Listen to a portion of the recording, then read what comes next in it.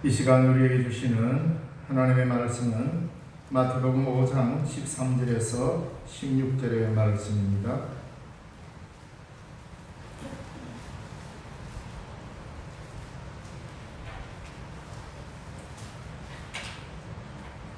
마태복음 5장 13절에서 16절의 말씀.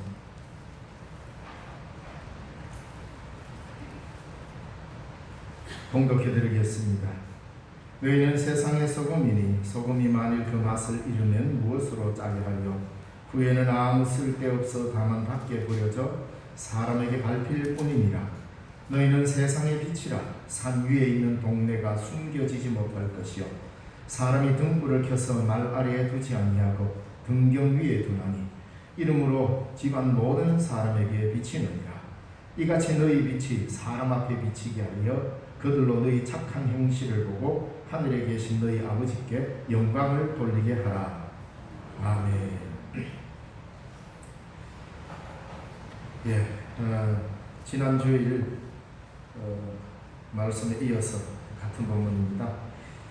그리고 지난주 재직회 때 제가 마스크를 끼고 설교를 하니까 도무지 무슨 말씀하시는지를 잘 모르겠습니다. 그래서 설교만이라도 마스크를 좀 벗고 거리도 있고 2차 백신을 맞았고 앞에 아크릴판도 있고 하니까 마스크를 좀 벗고 설교를 해줬으면 좋겠다는 요청을 받았습니다. 말씀에 대한 사모하는 마음이 제가 그때 너무 귀하고 내 혼자 고집해서 계속 마스크를 끼고 설교하는 것만이 좋은 건 아니겠구나 그런 생각을 했습니다. 그래서 설교 시간만큼은 제가 마스크를 벗고 말씀을 좀 더 선명하게 들리고 듣게 하기 위해서 설교 시간에는 제가 마스크를 벗겠습니다. 이 구상 마스크를 끼니까 산산 부르기도 힘들고 사실 설교할 때 숨이 여기까지 올라다가 내려가는 것 같고 여기까지 올라다가 내려가게 가지고 상당히 힘들기는 합니다. 그러나 이런 어려움과 고통이 우리가 함께 짊어지고 가야 될 이 시대의 고통이라서 제가 마스크를 계속 꼈습니다. 그러나 또 목사가 말씀 전할 때 입이 좀 이렇게 움직이는 것도 좀 보여야 집중이 좀 더 잘 될 것 같고 그렇습니다. 오늘 본문의 말씀은 지난주에 이어서 또 하는 본문입니다. 그리고 이 본문 말씀은 지난주에 안 읽었어도 우리는 잘 아는 본문입니다. 그래서 어떤 목사님이 어느 날 교회 설교를 하면서 이 본문을 딱 읽고는 여러분 이 본문 다 잘 아시지요? 전부 다 아멘.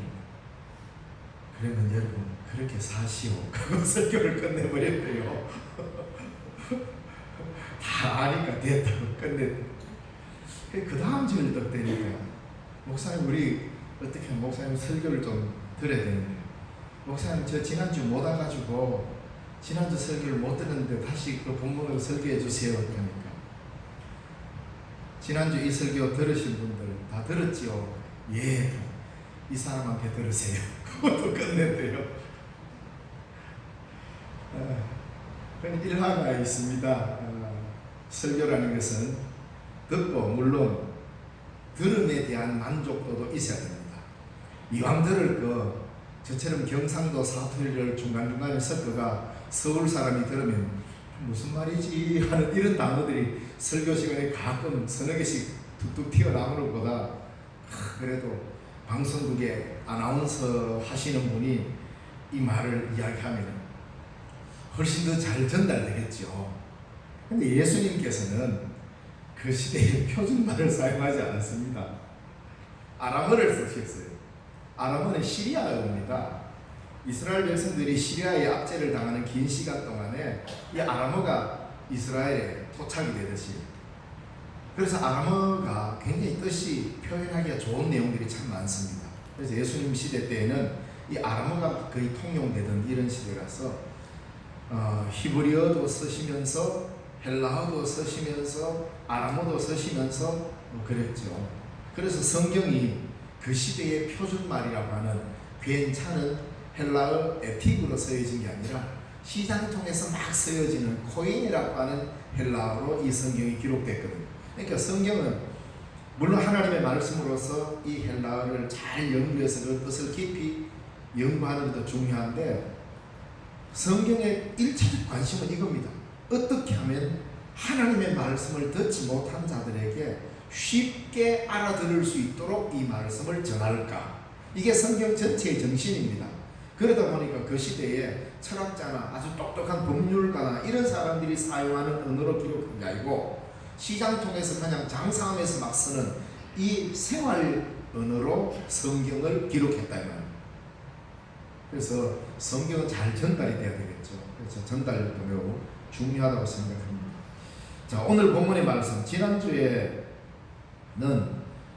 제자로서 우리들의 삶은 소금이어야 한다는 말에 조금 더 강조를 하면서 제가 전했습니다. 이 소금, 다른 거 아무 이유, 맛을 내는 소금. 마태복음에서는 이 소금이 방부제 역할을 한다 뭐 이런 말이 전혀 없습니다. 소금은 그냥 맛을 내는 것이다. 맛이 없으면 사람들이 안 먹습니다. 그래서 사람이 잘 맛있게 먹을 수 있는 가장 근본적인 맛은 짠맛이다 이 말입니다. 그래서 소금의 본질은 맛을 내는 것이다 라고 말씀드렸고, 바로 이 소금은 맛을 내기 위해서는 반드시 녹아야만 그 맛이 나게 되어 있습니다. 자신의 흔적을 완전히 지우고 녹아져야만이 맛을 내게 되어 있습니다. 그런데 녹지 않고 자꾸 소금을 모아서 소금을 높이 쌓으면 결국 롯의 아내처럼 소금 기둥만 되는 겁니다. 이 세상에 소금 기둥이 많다고 해서 살만 나는 세상이 아닙니다. 녹아서 없어질수록 자신의 모습을 감추고 낮아지고, 바로 예수 그리스도께서 십자가를 지신 것처럼 자신을 낮추고 섬기고 희생하고 이렇게 하면서 세상은 살만 난다는 겁니다. 근데 세상은 사람들이 거꾸로 살아가면서 세상 살맛을 찾으려고 합니다. 자기를 드러내고 자기 이름 안 알아주면 기분 나빠버리고, 내 공격이 알려지지 아니하면 열받아버리고, 이런 식으로 해서 자꾸 세상을 재미있게 사는 걸 거기에다 초점을 맞춥니다. 그리스도인의 삶의 방향과는 전혀 다른 것이죠. 그래서 우리는 자꾸 어떤 우리 눈에 보이는 가시적인 어떤 이 형태의 세상에서 평가하는 기준과 거의 똑같다 그러려니까 그리스도인으로서 자존심 상하고, 그래서 세상 사람들이 평가하는 것과 조금 비슷한 평가를 하면서 그리스도인의 됨됨이를 이야기하고 있다 이 말입니다. 그래서 소금으로 녹을 생각은 안 하고 자꾸 소금으로서의 그 빛나는 소금의 성만 쌓고 소금 기둥만 자꾸 되려고 하는, 소금이 아닌 건 아닌데 녹지 않으려고 하는 이 그릇된 것으로 가죠. 이렇게 해서는 세상을 살맛나게 만들 수가 없다. 왜? 예수님께서 하늘 보좌 버리시고 십자가를 지시며 자기를 온전히 녹여버렸어요. 그래서 이 세상을 살리죠. 영생과 생명과 구원으로. 그 구원은 주님의 자기 버림에서 나온 것이지 주님의 자기 이름을 되찾으려고 온 게 아니랍니다. 그러면서 예수님께서는 나도 십자가를 졌으니 너희도 나를 따르려면 내하고 똑같이 따라야 된다라고 말한 게 십자가였고, 그렇게 녹아지는 게 십자가입니다. 오늘은 이 십자가의 삶을 전혀 다른 것. 우리는 소금과 빛 하면은 예수님이 소금으로 살아라, 빛으로 살아라, 너희는 세상의 소금이요 세상의 빛이라 했으니까 그냥 하나라고 생각합니다. 맞습니다. 그런데 소금과 빛은 전혀 반대되는 성질을 갖고 있습니다. 완전히 반대되는 성격을 갖고 있다 이 말입니다. 왜 그렇습니까? 빛은 완전히 녹아져서 자신의 존재를 다 없애버려야 세상을 살맛나게 하잖아요. 빛은 그 반대입니다. 드러나야 됩니다. 그래서 빛은 말 아래다가 촛불 딱 켜놓고 대박으로 딱 덮어놓고 그러기 위해서 피우는 게 아니잖아요. 반대로 드러나요. 자, 그런데 이 드러남에 있어서 우리가 주의해야 될 게 있다. 그래서 우리에게 세상의 빛이라. 아마 오늘 여러분들이 이 말씀을 들으면 빛이라는 의미가 이거였구나. 혹시 처음 들을지도 모릅니다. 저도 이 말씀을 읽고 또 읽으면서 기도하면서 이 말씀의 뜻이 이런 뜻이구나라는 걸 저도 새롭게 알게 되었고, 그래서 우리가 이 빛으로 산다는 것이 이런 삶이구나.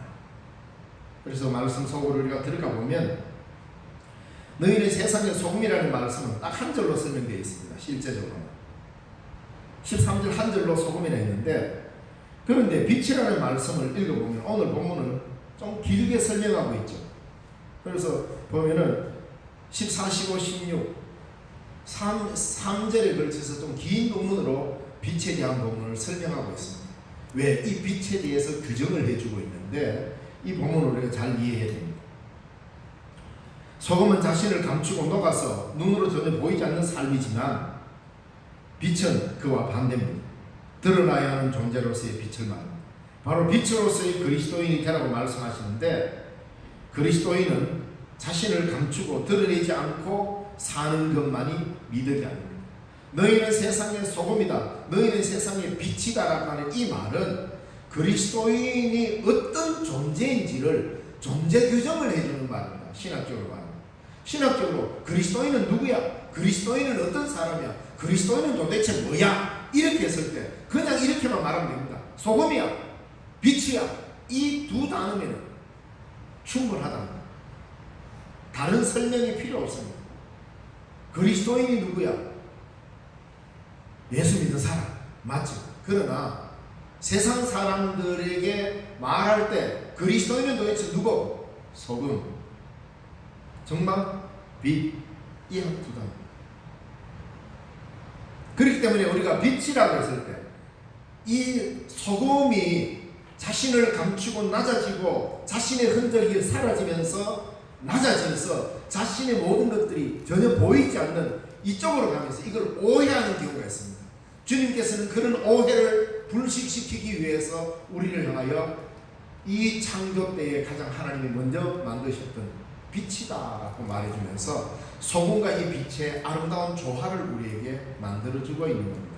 소금, 그러면서 자신을 감춘다고 많은 사람들은 예수 믿는 사람의 자기 존재를 감추는 것만이 미덕이라 생각해서 드러내지 않으려는 체면 문화에 젖어서 아이고 세상의 도피와 그리고 빛으로 드러나면 전혀 다른 삶입니다.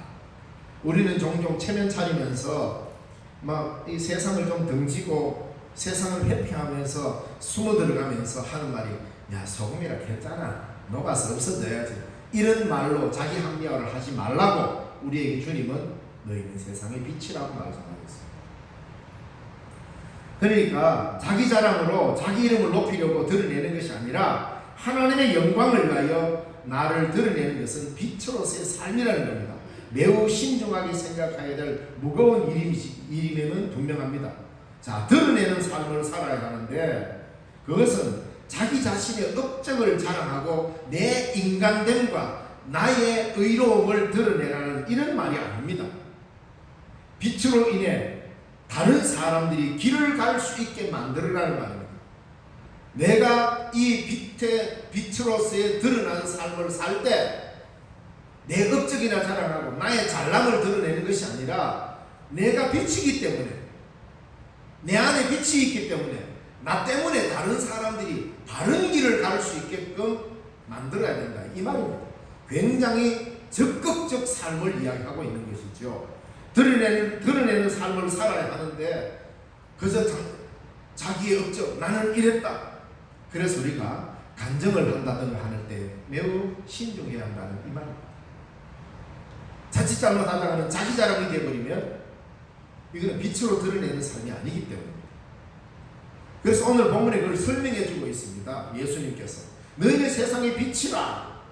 그리고는 바로 산 위에 있는 동네가 숨겨지지 못할 것이요. 그러니까 산 위에 건설된 동네가 숨겨질 수 없죠. 환히 다 드러납니다. 막을 수도 없습니다. 빛된 제자들은 드러나게 되어 있습니다.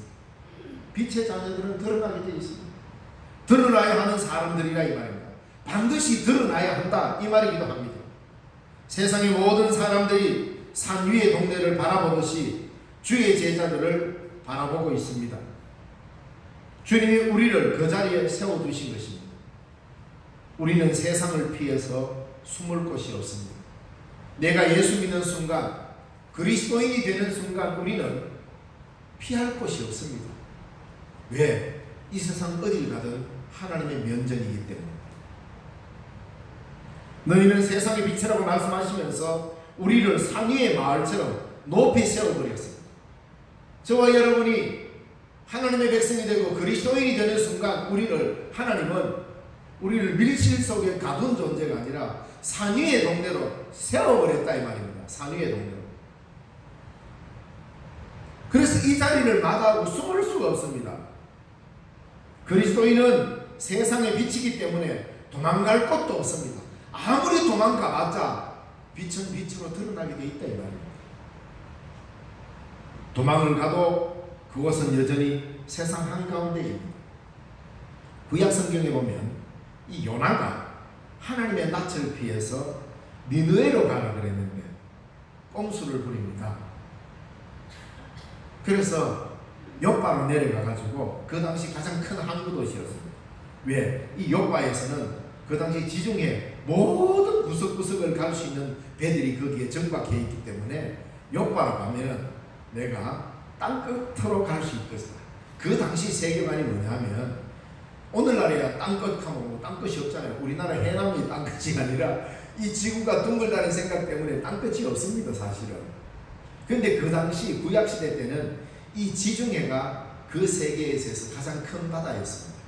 더 넓은 뭐 태평양이 있다 대서양이 있다 생각도 못하는 시대였는데 그 당시에 땅끝이 어디냐면 오늘날 스페인의 지브롤타 해협입니다. 여기 지중해권 문화시대 때예요. 구약시대 때. 왜? 그 바다를 넘어간 적이 없기 때문에. 넘어가면 폭포 같은 낭떠러지로 떨어져 죽는다 생각했기 때문에 지구가 둥글다 생각한 게 아니고 지구가 네모나다 생각했기 때문에 나갈 수가 없었습니다. 그래서 땅끝이 어디냐? 바로 스페인. 그것을 흔히 다시스라고 합니다. 성경에는 다시스로 기록되어 있는데 그게 아프리카하고 스페인하고 많이 닿아 있는 아주 좁은 해협이 있습니다. 지금은 아마 지도에 찾아오면은 지브롤타 해협이라고 되어 있습니다. 그곳까지 가려고 했습니다. 그 말은 뭡니까? 하나님을 피해서 갈 수 있는 데까지 끝까지 가겠다고 도망치는 겁니다. 가다가 풍랑을 만나죠. 흔히 말하는 큰 물고기, 뭐 여기서 물고기라 했지 고래가 아니다. 그런 건 본질이 아닙니다. 하나님의 낯을 위해서 뭐 상어배 속에 들어갔든 고래배 속에 들어갔든 뭐 문어배 속에 들어갔든 뭐 그게 그렇게 중요한 거 아닙니다. 중요한 것은 하나님의 낯을 피한 이 요나를 돌이키실 때 하나님이 사용하신 방법이 이렇게 방법을 썼다 이것이 중요하지.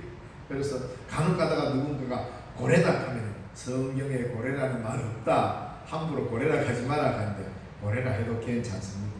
사람을 삼킬 만한 물고기 고래밖에 있겠습니까? 어쨌든 뭐 요나는 하나님의 낯을 피해서 도망을 자기는 하나님을 피해서 숨을 곳이 있다고 생각했어요. 요나는 하나님을 피해 도망가다가 하나님을 만납니다. 피할 곳이 없다는 걸 알게 됩니다. 그래서 그는 고기 뱃속에서 물고기 뱃속에서 3일 동안 그는 기도합니다. 내가 이렇게 욥바로 내려갔다가 배를 타고 내려갔다가 물에 던져져서 바닷물에 빠졌다가 거기에다 고기 뱃속까지 내려갈 수 있는 최하위까지 내려갔습니다. 그래서 자기 생각에는 다시스까지 가버리면 하나님은 이스라엘의 하나님이기 때문에 이 이스라엘에만 계시지 땅끝으로 가면 없다고 생각해서 도망을 갔는데 하나님은 요나를 끝까지 추적하셨습니다. 다시 말하면 요나서를 우리가 읽을 때 뭐냐? 하나님을 피할 자리는 그 어디에도 없다. 가장 낮게 바다 저 깊은 데까지 내려가도 하나님은 그곳에서 요나의 기도를 들으셨다. 그러니까 우리가 그리스도인이 되는 순간 우리는 빛이기 때문에 피할 것도 없고 숨을 것도 없고 도망갈 것도 없습니다. 이제 큰일 났습니다, 여러분. 아무것도 피할 곳이 없습니다. 하나님을 떠나서 하나님의 면전을 피해서 도망갈 곳이 없다라는 것을 아는 순간 여러분은 빛입니다. 그리고 여러분의 빛이 되는 순간, 여러분이 그리스도 안에서 빛이 되는 순간 이제는 도망갈 곳이 없습니다. 이게 바로 성경 오늘 표현에 산 위에 건설된 동네와 같다 이렇게 말씀하고 있습니다. 그래서 우리는 피해서 도망갈 곳이 없는 요나와 같은 사람이 된 것이죠. 예수 믿는 것이 창피해서 숨을 곳을 찾는 순간 그것도 여전히 세상의 한가운데요 산 위의 동네일 뿐입니다. 주일날 성경책 손에 들고 교회 오는 것이 부끄러워서 품속에 감추고 와도 여러분은 하나님의 면전을 피할 수 없고, 예수 믿는다는 것을 감추기 위해서 어디 가노 묻는데 나 저기 이런 말을 해도 여러분은 빛일 뿐입니다. 저는 어릴 때 그런데 커서는 안 그랬습니다. 친구들이 놀자고 막 오시는데 교회 안 가면 벌 받을 것 같아가지고 어릴 때는 그런 걸 되게 강하게 받았잖아요. 주일 안 지키고 막 놀러 가고 이러면 하나님이 뭔가 뭐 떨어져서 맞게 하든지 넘어지게 하든지 뭐 이런 걸 당하는 것처럼 이렇게 배워가지고 안 갈 수는 없고, 하나님이 겁나서 안 갈 수는 없고, 친구들 보니까 교회 간다 하니까 좀 머쓱하기도 해서 그 당시 조그마한 신약 성경 가슴에 딱 품고, 그래도 말씀을 가슴에 품었으니까 다행이죠. 교회 가는 게 창피스러워가지고 교회 간단 말을 못하고 어디 좀 간다. 지금 생각하면 어떻게 보면 한편으로 좀 순진했기도 했고 하나님께 좋게 미안하기도 하고 그랬습니다. 그런데 이제 목사가 돼가 일하고 있습니다. 우리가 예수님을 피할 수 있다고 생각하는데 우리는 피할 길이 없습니다. 예수님을 우리를 산 위에다가 또 올려놔 버렸어요. 많은들이 바라보도록 산 위에다가 올려놔. 산 위에다가 마을을 만들어 버렸어요. 놀랍지 않습니까? 그래서 우리는 주님을 향하여서, 주님은 우리를 향하여서 너희는 세상의 빛이다 라고 규정해 주신 것은 너희는 세상을 피해 도망갈 다른 장소가 없는 사람이다 라는 말과 같은 겁니다. 너희는 세상의 빛이다, 이 말은 반짝반짝 빛나게 살아라는 이런 말보다 훨씬 더 무거운 말입니다. 너희는 세상의 빛이다 했을 때에 환하게 빛나는 존재다, 그 말이 맞습니다. 그러나 그보다 훨씬 더 이제는 더 이상 도망갈 곳이 없는 사람이다, 이 말입니다.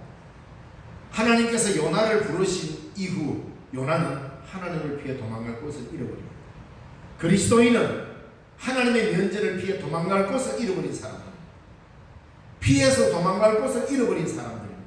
빛이기 때문에 어디를 가도 보이게 되어 있습니다. 이게 그리스도인이라 이 말입니다. 우리가 그리스도인이 되는 순간 우리는 세상 한가운데 서야 하는 책임을 지게 됩니다. 내가 잘 살고 못 살고 하는 것은 2차적인 문제고, 우선은 피할 곳이 없는 드러난 사람들이라는 것을 먼저 알아야 합니다. 내가 이렇게 살든 저렇게 살든 이제 우리는 세상에서 드러난 존재다, 이 말입니다. 그러므로 우리는 드러난 사람들이기에 숨어서 감추고 살아가는 사람들이 아닙니다. 산 위의 동네처럼 모든 사람에게 자신의 존재를 드러내는 것으로서의 빛된 사람입니다. 왜 산 위의 동네를 그랬어요? 산 위의 동네, 바로 그것이 하나님의 나라이기 때문에. 너희는 세상의 빛이라.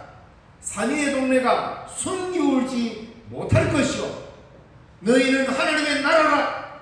하나님의 나라는 이 세상에 숨길 수가 없다. 이미 하나님의 능력과 함께 압도해온 빛으로서의 하나님의 나라란 말입니다. 그래서 너희는 빛이라는 이 말 속에는 너희 자신이 하나님의 나라라는 말입니다. 얼마나 엄청난 선언을 우리에게 주셨습니까? 우리는 하나님의 나라란 말입니다. 그렇기 때문에 어딜 가도 산 위의 동네처럼 숨길 수가 없습니다.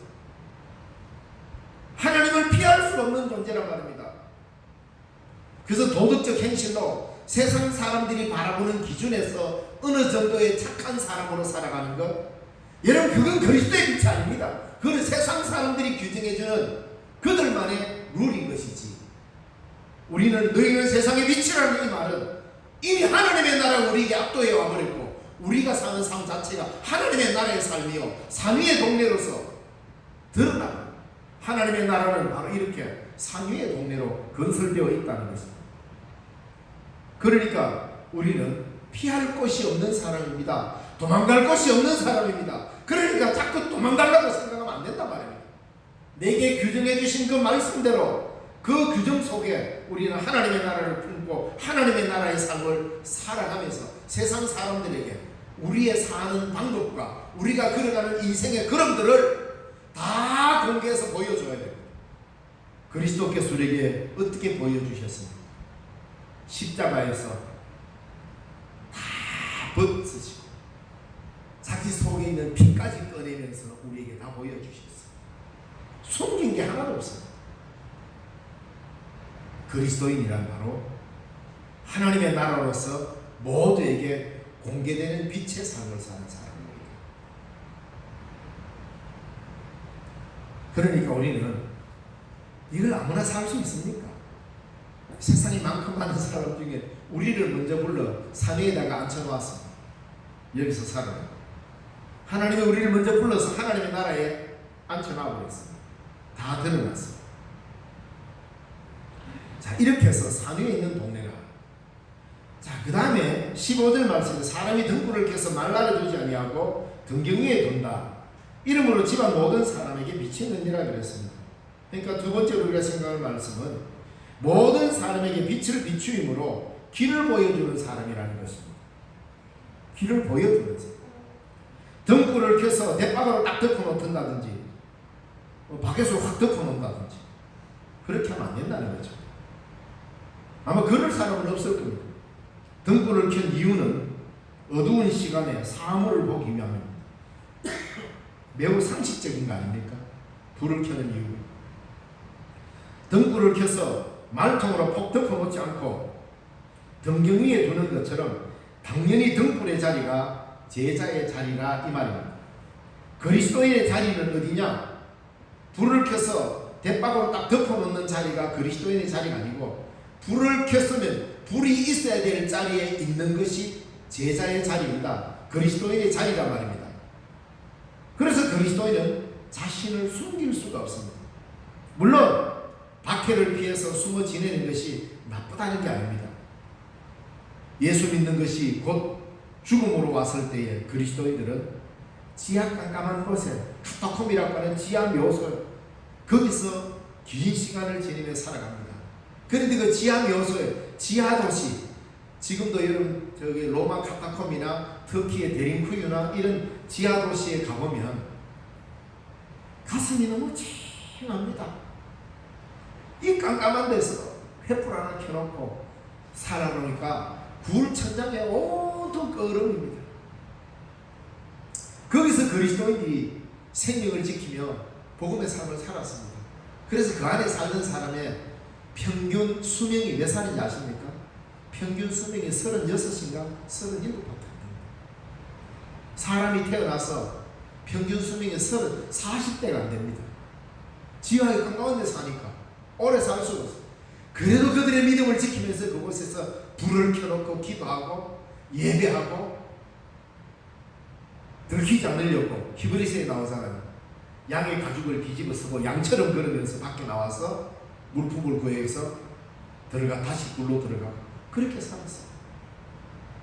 동물의 가죽을 뒤집어 쓰고. 왜? 멀리서 봤을 때 사람으로 보이면 안 되니까. 그래서 그 사람이 불행하다고 생각했겠습니까? 예수 때문에, 내가 믿는 예수 때문에 그렇게 사는 것이 오히려 당연하다고 여겼고 그것을 복으로 여겼던 시대였어요. 그래서 히브리서 2장에 이렇게 말합니다. 세상이 감당치 못할 믿음이었다고 하죠. 세상은 이해 못하고 세상은 그걸 감당치 못합니다. 물론 이렇게 박해를 피해서 숨어 지낸다. 당연하게 그렇게 살아야죠. 그러나 내가 스스로 숨고 세상을 도피하는 이런 것은 제자가 세상을 도피하기 위해서 세상과 등지는 것과 박해를 피해서 지하로 들어가는 것 천재 차이입니다. 박해를 피해서 지하로 들어가는 것은 그리스도인의 빛으로 살고자 하는 적극적인 행위지만 귀찮았어. 아이고 귀찮았어. 그러면서 자신을 감추어 버리는 것은 세상을 도피하는 아주 잘못된 삶의 방식인 것이죠. 자, 왜냐하면 그리스도의 제자들이 없으면 이 세상은 어둠에 빠져 자기를 볼 수 없다는 말입니다. 세상에 드러나 보여지는 존재이면서 동시에 세상을 보이게 하는 존재로서 그리스도인입니다. 매우 중요합니다. 왜? 이 세상은 자기를 평가할 기준이 없다 이 말이에요. 자기를 볼 기준이 없습니다. 이 세상은. 이렇게 말하면 이렇게 해요. 야, 예수 믿는 너희들보다 우리는 철학도 갖고 역사도 있고 다양한 지식이 있다 이렇게 해요. 그러나 하나님의 나라에 들어갈 기준을 제시할 수가 없습니다. 하나님이 주시는 기준을 제시할 수 없단 말입니다. 그 기준을 그리스도인이 빛으로 이 세상에 살아갈 때 내가 이 세상에 존재하는 것으로 이 세상은 평가받고 이 세상은 심판받는 거예요. 하나님이 우리를 그렇게 만드셨어요. 너희는 세상의 빛이라는 말은 우리가 그리스도인이 이 세상에 딱 버티고 이 세상에 존재하는 것으로 이 세상에 길을 비추게 되고 이 세상은 우리의 빛을 통해서 자기들을 바라보게 되는 겁니다.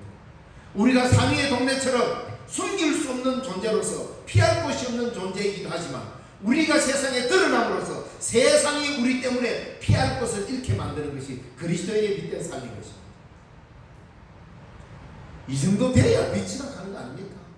그래서 단순히 몇 번 좀 착한 행실을 하고 세상 사람들이 볼 때 그리스도인들 참 착하게 사네 박수 칠 만한 몇 가지 일 그걸로 여러분 기독교가 새로워진다고 생각하십니까? 아닙니다. 이런 근본적인 존재의 규정을 하지 않으면 맨날 세상이 원하는 방식대로 따라가면서 그 비위에 맞추려는 빛된 삶을 살다가 아무것도 못하고 내가 누군지도 모르고 그냥 살아가는 거예요.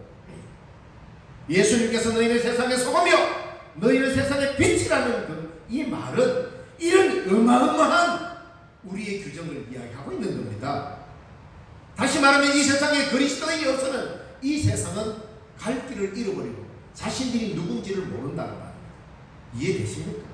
이런 존재가 바로 여러분입니다. 그래서 우리의 삶을 대충대충 살아서 안 된다는 겁니다. 왜냐하면 잘나나 못나나 주님은 우리 그리스도인들을 통하여서 자기를 세상에 드러내십니다.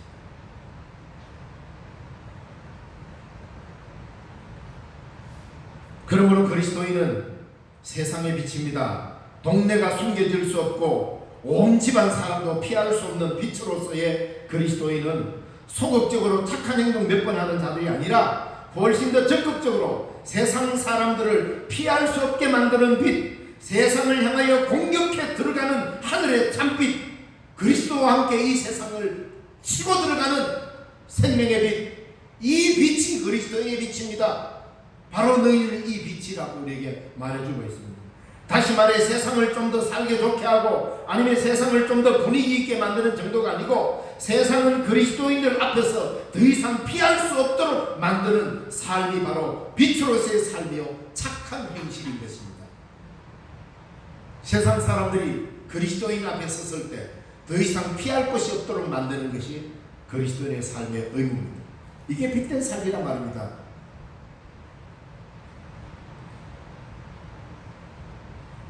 아마 운전하다 보면 여러분 많이 느끼죠. 깜깜한 밤에 쫙 가는데 이 로드킬이 참 발생해서 참 저도 동물들한테 상당히 미안합니다.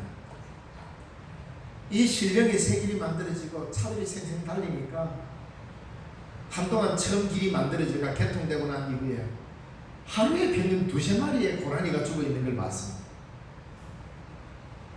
그걸 보면서 참 안타깝다.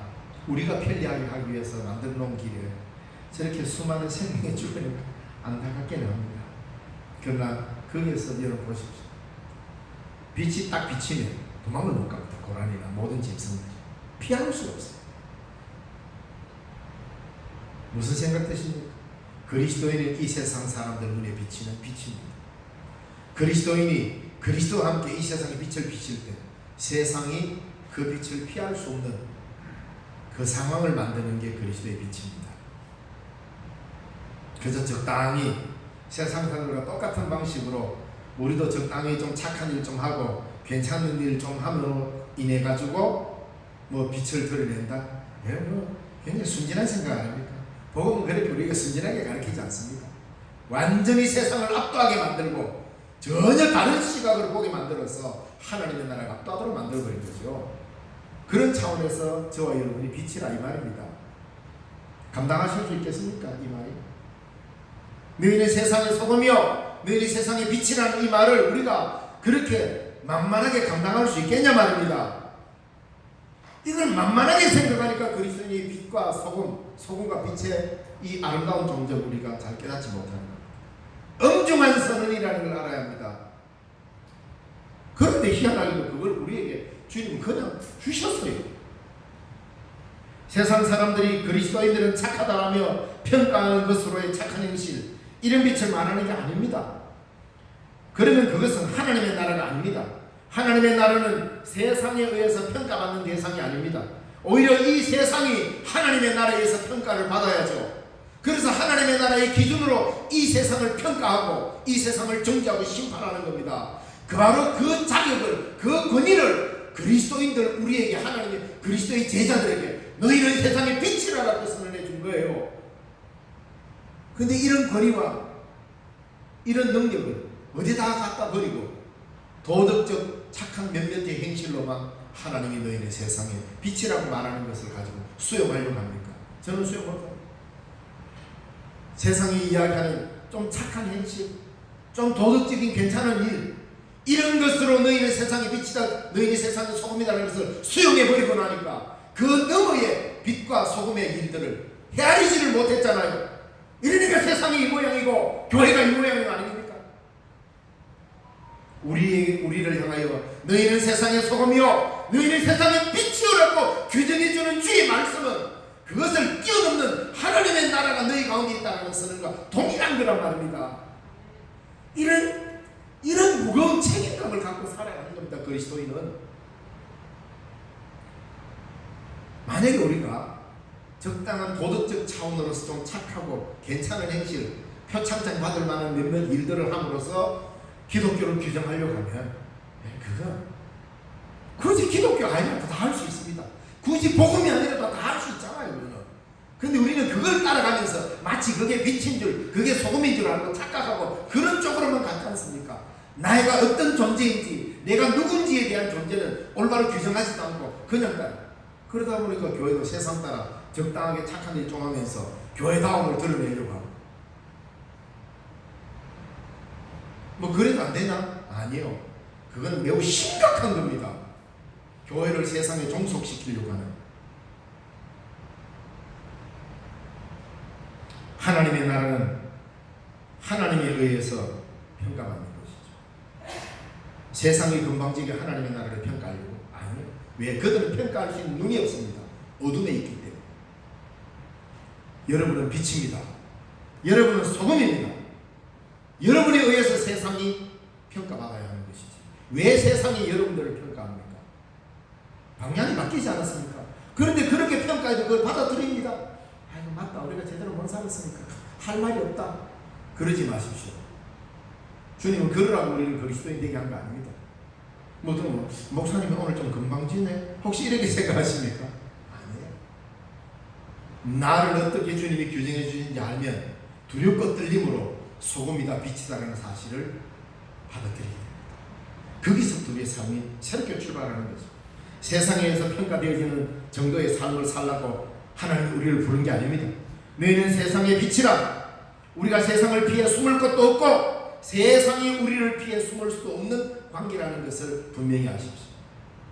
그리고 또 세 번째로 너희는 세상의 빛이라 한 이 한마디가 얼마나 놀라운 은혜입니까? 왜? 내가 나 자신은 아무리 돌아봐도 빛이 아님을 누구나 다 알아. 내가 아무리 나를 봐도 안 녹아. 녹으라고 박박 저었는데도 안 녹아요. 끝까지 안 녹으려고 발구덩을 치는 존재가 나 아닙니까? 내 자아 아닙니까? 등경 위에 올려놓으면 슬그머니 내려가고 말 밑으로 들어가고 산 위에다 올려놓으면 슬그머니 내려가고. 이게 우리의 존재 아닙니까? 이게 인생의 한계 아닙니까? 그런데도 하나님은 한 번도 부인하지 않으시고 이 말씀, 이 복음이 변개되지 않고 너희는 세상의 소금이다. 너희는 세상의 빛이다. 이 규정해 주시고 난 뒤에 한 번도 주님은 취소하지 않으셨습니다. 이게 은혜 아니에요? 우리의 잘나고 못난 것 따라서 바뀐 게 아니라 하나님이 그냥 그렇게 선물로 은혜로 우리에게 너희는 세상의 빛이라고 규정해 줘버렸습니다. 내가 봐도 아닌데 주님은 그냥 주셨어요. 예수의 제자가 되고 그리스도를 따라가면서 우리는 빛으로 소금으로 하나님이 그렇게 만들어 주셨습니다. 우리는 스스로 빛을 내는 발광체가 아닙니다. 우리는 죄인일 뿐입니다. 아무리 노력해도 착한 행실을 할 수 없습니다. 본질상 진노의 자녀일 뿐입니다. 그런데 우리를 하여 착한 행실을 보겠다는 겁니다. 여기서 착한 행실이라는 것은 세상 사람들이 고개를 끄덕이면서 인정해주는 그런 것들이 아닙니다. 그보다 훨씬 더 무거운 것입니다. 그보다 훨씬 더 깊은 것입니다. 어떤 인간으로 생각할 수 있는 가능한 것을 말하지 않습니다. 착한 행실은 바로 예수 그리스도께서 우리를 위하여 행하신 자기 비움과 낮아짐입니다. 그리스도께서 이 세상에서 행하신 가장 착한 일이 뭡니까? 십자가. 예수님이 이 땅에 오셔서 행하신 가장 큰 일, 가장 착한 일, 의로운 일 뭐예요? 십자가라는 말입니다. 십자가. 그 십자가를 통하여서 그리스도인은 세상과 마주해야 합니다. 이것이 은혜란 말입니다. 세상과 마주하는 것이 은혜. 하나님께서 우리에게 이것을 주셨단 말입니다. 하나님께서 이것을 우리에게 허락하셨다는 말입니다. 우리가 자격이 있어서가 아니라 우리에게 이걸 허락하셨어요. 그 구원의 십자가가 나에게로 왔고 내가 그 빛에 비춤을 당하여 죄가 드러났고 하나님의 자녀가 되었습니다. 그럴 때 예수님께서 우리에게 너희는 세상의 소금이다. 너희는 세상의 빛이다. 라고 말씀해 주셨습니다. 예수님이 이제 우리 보고 그렇게 살아라, 그렇게 하라고 말씀하십니다. 그래서 우리는 매일 매 순간 매 시간마다 우리는 이 말씀을 들어야 합니다. 너희는 세상의 소금이다. 너희는 세상의 빛이다.